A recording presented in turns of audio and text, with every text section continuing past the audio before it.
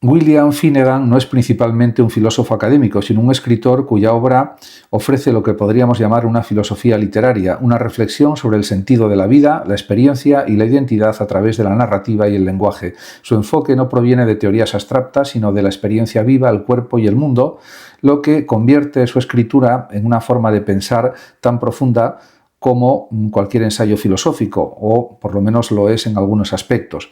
En su obra más celebrada, titulada Años salvajes, Finnegan explora la vida como un proceso de descubrimiento continuo donde el surf sirve de metáfora y de laboratorio existencial. La búsqueda de la ola perfecta se convierte de esta forma en un símbolo de la búsqueda de significado, una actividad que no puede reducirse a un simple deporte solamente, sino que articula memoria, deseo, riesgo, conexión con la naturaleza y confrontación también con los límites propios. Esta búsqueda es narrada con una prosa detallada y reflexiva que oscila entre lo íntimo y lo universal, convirtiendo lo personal en una forma de pensamiento sobre cómo vivimos y construimos sentido.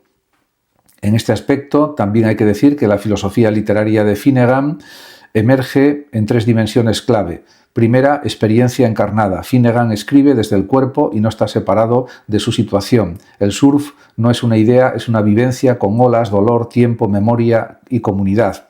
Esta atención al cuerpo como centro de sentido recuerda a corrientes fenomenológicas que subrayan que pensar es también sentir, experimentar y también, por supuesto, existir.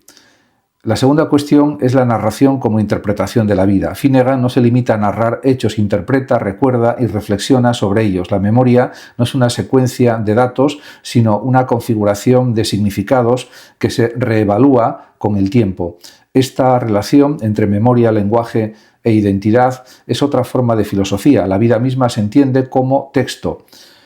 Tercera cuestión, relación con el mundo y los otros. En su carrera como periodista, además de escritor, Finnegan aborda temas complejos, racismo, conflicto, pobreza, con sensibilidad, mostrando que la ética y la comprensión humana son partes inseparables de la escritura. Construye una filosofía práctica. Pensar bien es observar bien, escuchar y entender complejidades humanas.